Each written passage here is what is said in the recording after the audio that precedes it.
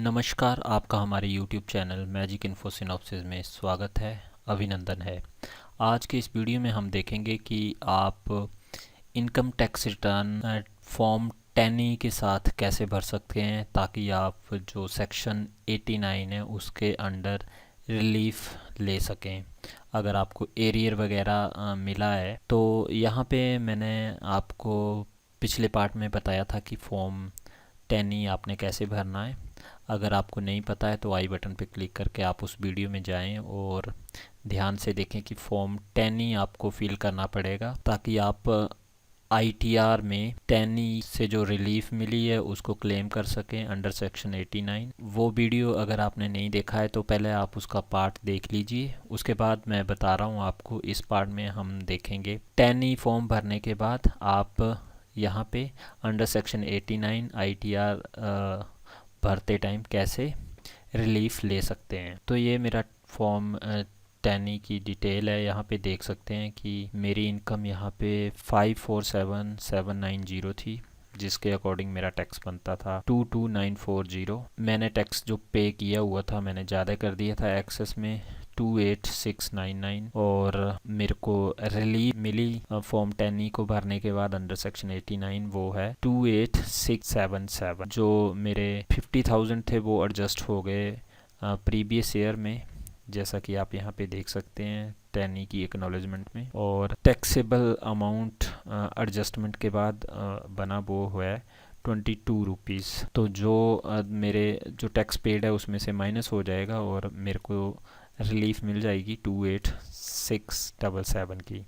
तो मैं आपको बताऊंगा कि अगर आपने ऑलरेडी भर भी दिया हुआ है आईटीआर को तो आप उसको फिर से भर सकते हैं अगर कोई मिस्टेक है। तो को ये ध्यान रखना होगा कि ये अगर रिलीफ क्लेम करनी है आपने तो सबसे पहले आपको फॉर्म 10E भरना पड़ेगा, और फॉर्म 10E भरने के बाद आप ये रिलीफ ले सकते हैं, जिसमें आपको अपने एरियर की 20%, अगर आप 5 लाख से ज़्यादा एक्सीड कर रहे हैं तो 20% आपका हो जाएगा 50,000 का 10,000 तक की आपको रिलीफ मिल जाएगी 10E भरने के बाद। और अगर आप दूसरे टैक्स स्लैब में आते हैं तो आपको इससे ज़्यादा भी रिलीफ मिल सकती है। बस जो प्रीवियस ईयर होने चाहिए उसमें वो अमाउंट एडजस्ट हो जाना चाहिए, जैसा कि आप यहाँ पे देख सकते हैं। तो अब हम देखते हैं कि आईटीआर को कैसे फिल करना है इस केस में 10E के रिलीफ लेने के लिए। सबसे पहले आपको लॉगिन करना पड़ेगा।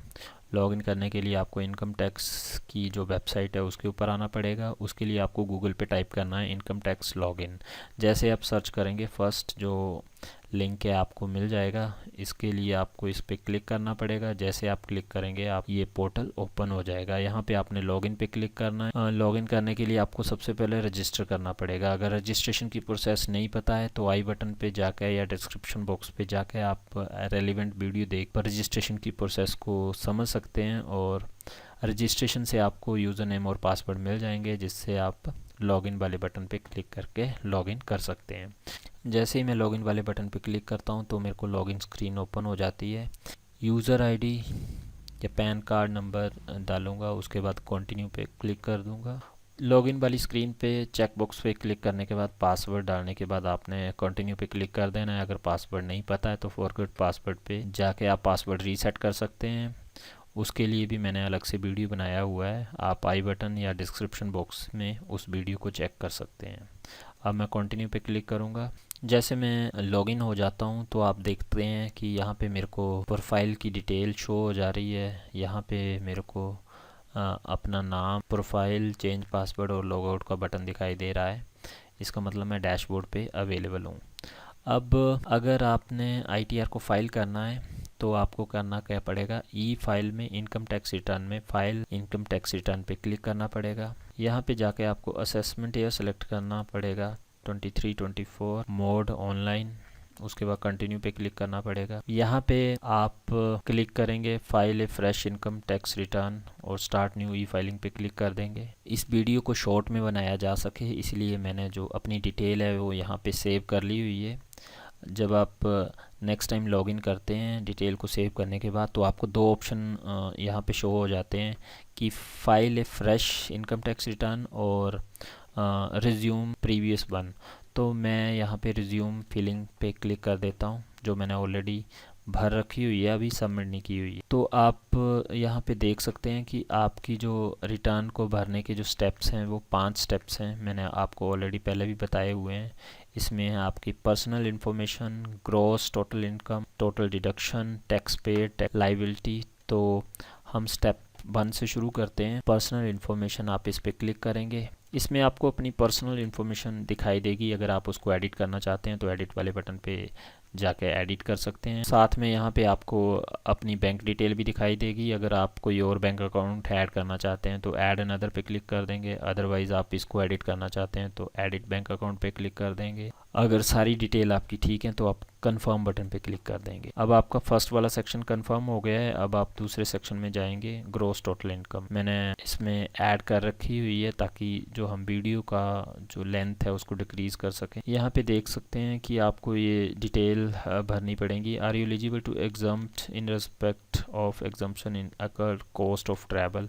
अगर है तो आप भरिए, आपके एम्प्लॉयर आपको अलाउ करता है, हमारे वाले में नहीं है तो हमने इसको नो कर दिया हुआ है। उसके बाद है information available with department exemption reported under special compulsory allowances children education allowance. तो इसमें मैंने येस कर दिया और इसमें है 2400 जो हमारा एम्प्लॉयर अलाउ करता है, तो वो मैंने यहाँ पे भर दिया। उसके बाद है are you eligible to exam in respect of house rent allowance. आप यहाँ पे येस कर सकते हैं अगर आप का एम्प्लॉयर आपको हाउस रेंट अलाउंसेस का कंपोनेंट प्रोवाइड कर रहा है और आप रेंट पे रह रहे हैं, आपके पास रेंट स्लिप्स अवेलेबल हैं, तो आप येस करके उस डिटेल को भर सकते हैं। जैसे मैं घर से अप डाउन करता हूँ तो मैं यहाँ पे नो कर रहा हूँ, मैं HRA क्लेम नहीं कर रहा हूँ। उसके बाद है are you eligible to claim exemption under leave travel allowances, मैंने यहाँ पे नो कर दिया।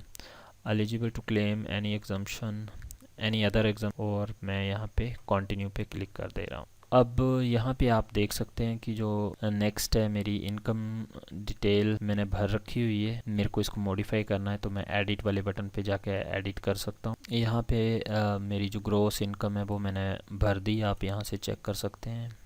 एज़ पर इनकम डिटेल के फॉर्म के अकॉर्डिंग 94765, तो ये मैंने भर दी। उसके बाद ये वाले सेक्शन आपने एम्प्टी छोड़ दिए।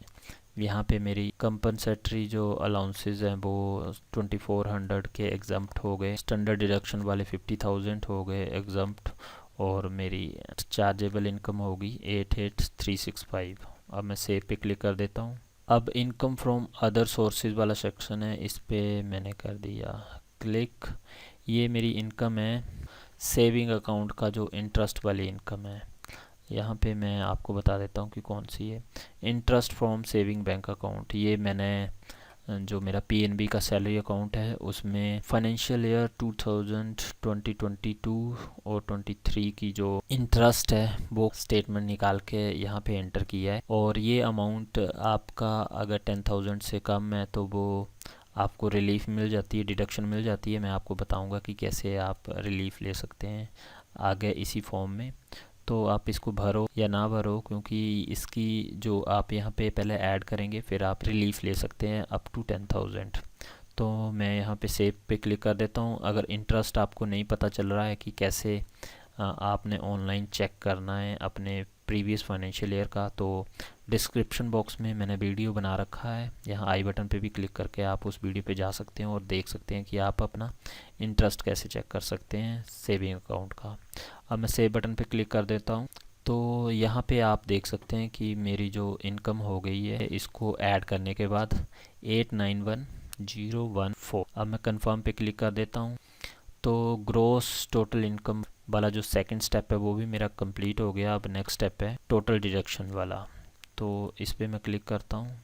Are you eligible to claim any deduction for donation paid, no कर दिया। For scientific research no. 80GG no. Payment toward employ share provident fund LIC, इसमें वो सारी चीज़ें आ जाएंगी जो इन्वेस्टमेंट आपने की है LIC की, PPF में, सुकन्या योजना में, वो सारी आपकी इन्वेस्टमेंट यहाँ पे आ जाएगी। बट मैक्सिमम ये 1,50,000 तक ही हो सकती है, तो मेरी इतनी हो गई थी तो मैंने यहाँ पे ऐड कर दिया है। कम होगी तो आपको कम ही यहाँ पे लिखनी पड़ेगी, अगर 1 लाख है तो 1,50,000 है तो 50,000। उसके बाद आपकी सेंट्रल गवर्नमेंट के जो कंट्रीब्यूटरी पेंशन स्कीम है एनपीएस में कितना अमाउंट जो एम्प्लॉयर शेयर है वो कितना जा रहा है, वो 14% जाता है हमारा जैसे।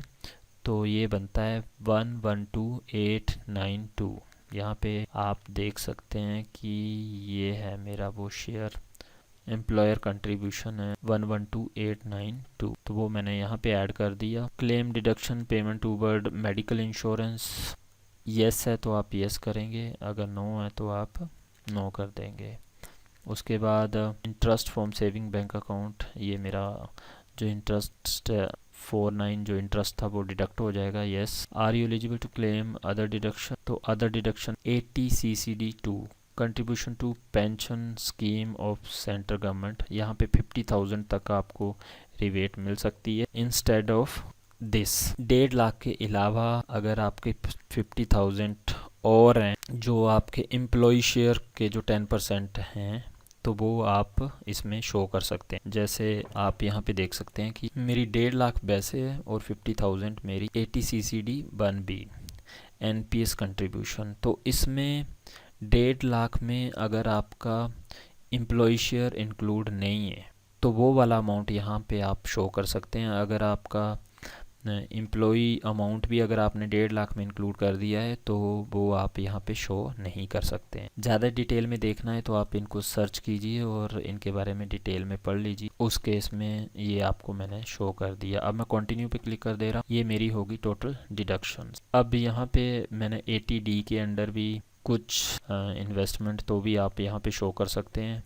जैसे यहाँ पे आप हेल्थ इंश्योरेंस ले सकते हैं अपने लिए या प्रिवेंटिव हेल्थ चेकअप ले सकते हैं 5,000 तक। ये आप इन दोनों की जो लिमिट हो गई वो 25,000 हो। तो ये मेरा हेल्थ इंश्योरेंस है वो है 22,683 का, और जो प्रिवेंटिव हेल्थ चेकअप है वो मैंने अपने पेरेंट्स का कर रखा हुआ है जिनकी एज 60 ईयर से ज़्यादा है। 5,000 तक मैं प्रिवेंटिव हेल्थ का जो अमाउंट है यहाँ पे ऐड कर सकता हूँ। अगर हेल्थ इंश्योरेंस या मेडिकल एक्सपेंडिचर मैं उनके लिए ऐड कर सकता हूँ अप टू 50,000। वो आप चेक कर सकते हैं अंडर सेक्शन 80D में क्या क्या अवेलेबल है आपको ऑप्शन। तो ये सेव करने के बाद आप देख सकते हैं मेरी जो टोटल डिडक्शन होगी वो होगी 3,43,224। तो इस तरह से ये डिटेल है। 1.5 लाख जो 80C के अंडर है, 80D के अंदर 27,683, 80TTA interest from saving account की रिलीफ मिल रही है 2649 की मिल रही है। 80 CCD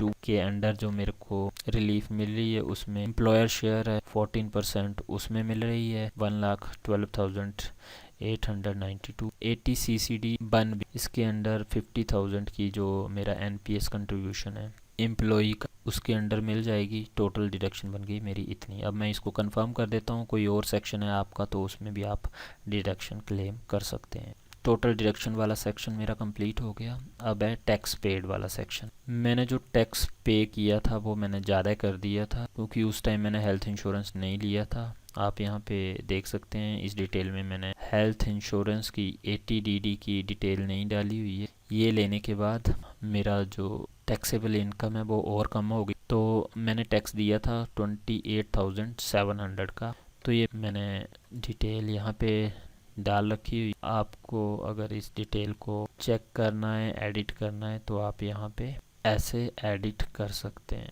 और सेव बटन पे क्लिक कर सकते हैं। ये सारी डिटेल मेरी करेक्ट है तो कंफर्म पे क्लिक कर दूंगा। टैक्स पेड मेरा 28,700 है, मैंने कंफर्म पे क्लिक कर दी। ये डिटेल भी मेरी करेक्ट है। अब टोटल टैक्स लाइबिलिटी में मैं देखूंगा, आपको बताऊंगा कि आप जो टैनी की डिटेल आपने टैनी फॉर्म भरा था वो यहाँ पे रिलीफ कैसे ले सकते हैं उसके अंडर। तो यहाँ पे आप देख सकते हैं कि मेरी जो टोटल इनकम बनी इतनी, डिडक्शन के बाद बन गई ये 547,790। इसके अकॉर्डिंग जो टैक्स बनता है 22,940, और रिलीफ मेरे को इसमें जो मिलेगी वो आप यहाँ पे देख सकते हैं। मैंने फॉर्म भी आपको बताया था डाउनलोड करके।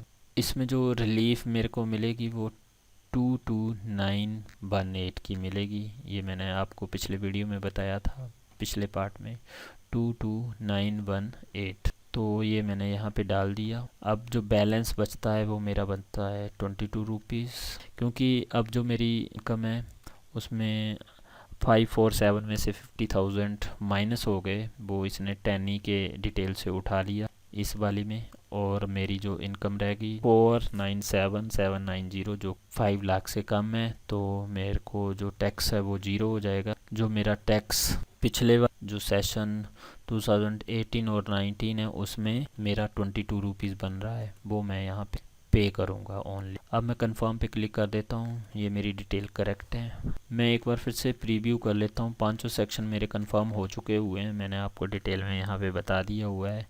अब प्रोसीड पे जैसे ही मैं क्लिक करूँगा तो उसने मेरे को रिफ़ंड की डिटेल बता दी। You are eligible for refund of 28680। यहाँ पे डिक्लेरेशन पे क्लिक करने के बाद प्रोसीड पे और प्रीव्यू पे क्लिक कर दिया। सारी डिटेल हमने यहाँ पे चेक कर ली। यहाँ पे टैक्स अमाउंट मैंने थोड़ा 22 की जगह 30 कर दिया था ऐड, क्योंकि वो 22 उसको नहीं चूज़ कर रहा था, 22 की जगह 20 चूज़ कर रहा था। फॉर सेफ ऑफ वे में मैंने इसको 30 कर दिया। अब मैं प्रोसीड टू वैलिडेशन पे क्लिक करता हूँ। जैसे मैं प्रोसीड टू वैलिडेशन पे क्लिक कर रहा हूँ तो मेरे को यहाँ पे ये 2 एरर आ रहे हैं, आप यहाँ पे चेक कर सकते हैं। दोनों एरर एक ही उससे लिंक है, तो एरर पे जाके ही मुझे पता चलेगा कि कौन से एरर हैं। तो जैसे मैं please enter gross in error पे क्लिक करता हूँ तो मेरे को एरर की रिपोर्ट यहाँ पे शो हो जा रही है। तो टैक्स मेरा डिडक्ट नहीं हुआ है, क्योंकि मैंने ये चेक कर लिया था। आप भी चेक कर सकते हैं ई फाइल में 20 ES में जाके। टोटल टैक्स डिडक्टेड यहाँ पे 0 है। तो अब आपने क्या करना है, अब आपने कैंसिल पे क्लिक कर देना है, और जैसे ही आप कैंसिल पे क्लिक करेंगे तो आप ये स्टेप्स वाले सेक्शन में चले जाएंगे। तो यहाँ पे जो आ रहा था एरर वाला section, detail of tax source from income other than this salary, तो शो डिटेल पे आपने जाना है। यहाँ पे आपको ये डिटेल शो हो रही है। चेक बॉक्स पे क्लिक करने के बाद डिलीट कर देंगे। Are you sure to want to delete? Yes, क्योंकि आपका ये सेक्शन टैक्स डिडक्टेड 0 है, तो मैं इसको यस कर देता हूँ, रिमूव कर देता हूँ इस सेक्शन को यहाँ से। ये डिटेल मैंने कंफर्म कर दी। अब मैं प्रोसीड पे क्लिक कर दे रहा हूँ। प्रोसीड पे क्लिक करने के बाद प्रीव्यू रिटर्न पे क्लिक कर देता हूँ। यहाँ पे डिक्लेरेशन वाला सेक्शन आ गया। मैं प्रोसीड टू प्रीव्यू पे क्लिक करता हूँ। आप इसको क्रॉस वेरीफाई कर लीजिए और प्रोसीड टू वैलिडेशन पे क्लिक कर दीजिए। अब आप देख सकते हैं कि मेरी जो वैलिडेशन है वो सक्सेसफुल हो गई है। ये आप इसको देख सकते हैं कि ये पोर्टल एंड का एक एरर है। अभी इसको फिक्स कैसे करना है उसका मैंने आपको तरीका बता दिया। अब प्रोसीड टू वेरिफिकेशन वाले सेक्शन पे चले जाना है। यहाँ पे 3 ऑप्शन मेरे को आ रहे हैं, तो मैं ई वेरीफाई नाउ पे क्लिक करता हूँ, कंटिन्यू पे क्लिक करता हूँ। Like to verify using OTP on mobile number registered with Aadhaar. आपके पास मल्टीपल ऑप्शन है, आप इनमें से कोई भी ऑप्शन चूज कर सकते हैं। कंटिन्यू पे क्लिक किया, जनरेट आधार और OTP पे क्लिक किया आपने। सम टाइम आपको OTP नहीं आता है, तो उसके लिए आपने क्या करना है, रीसेंड OTP पे क्लिक कर देना है, जिससे आपका जो OTP है वो फिर से जनरेट हो जाएगा। OTP मेरे फ़ोन पे आ गया है। अब मैं इस OTP को डाल दूंगा और वैलिडेट वाले बटन पे क्लिक कर दूंगा। Confirm submission of return, submit, you are successfully filed and verified your return, we will notify you this and this upon processing your return, go to dashboard, और आप डाउनलोड रिसिप्ट भी कर सकते हैं। तो इस रिसिप्ट पे आपको जो डिटेल है वो टैक्स की यहाँ पे शो हो जा रही है। Thank you very much. अब इस प्रोसेस में आप देख सकते हैं कि आपको जो स्टेटस है असेसमेंट ईयर 23-24 का वो यहाँ पे शो होता रहेगा। रिवाइज़ करनी है तो उसकी डिटेल आपको यहाँ पे लिंक अवेलेबल है। वीडियो को देख के आपको पता लग गया होगा कि आप जो अपने ITR 1 में जो एरर आ रहे हैं उनको कैसे फिक्स कर सकते हैं। फॉर्म 10E से आप सेक्शन 89 के अंडर कैसे रिलीफ ले सकते हैं, जैसे आपने यहाँ पे देखा, और डिफरेंट आपके जो डिडक्शन के जो मॉड्यूल थे वो आपने कैसे ओपन करके क्लेम किए। आई होप कि अगर आप ठीक तरीके से इसको भरते हैं तो आप मैक्सिमम डिडक्शन ले सकते हैं ITR को फिल करते टाइम, और एरियर के केस में आप 20% तक का रिलीफ ले सकते हैं। जैसे अगर 50,000 आपको एरियर मिला है तो आपको 10,000 तक की रिलीफ मिल जाएगी अगर आप 10E फॉर्म भरते हैं। Thank you very much. इसी तरह के और इंटरेस्टिंग वीडियो देखने के लिए आप मैजिक इन्फो सिनॉप्सिस चैनल को सब्सक्राइब कीजिए, ताकि आपका जो वैल्यूएबल टाइम है और मनी वो सेव हो सके। Thanks for watching our channel Magic Info Synopsis. अगर आपको हमारा वीडियो अच्छा लगा तो लाइक, शेयर और कमेंट करना ना भूलें। और इसी तरह का वैल्यूएबल कंटेंट क्रिएट करने के लिए, हमें मोटिवेट करने के लिए हमारे चैनल को सब्सक्राइब करें और हमारे लेटेस्ट वीडियो आप तक सबसे पहले पहुंचे उसके लिए नोटिफिकेशन वाले बेल आइकन को भी प्रेस कर दें। अगर आपकी इस वीडियो से रिलेटेड कोई भी क्वेरी है तो आप हमें magicinfosynopsis@gmail.com पर ईमेल कर सकते हैं या कमेंट बॉक्स में भी लिख सकते हैं।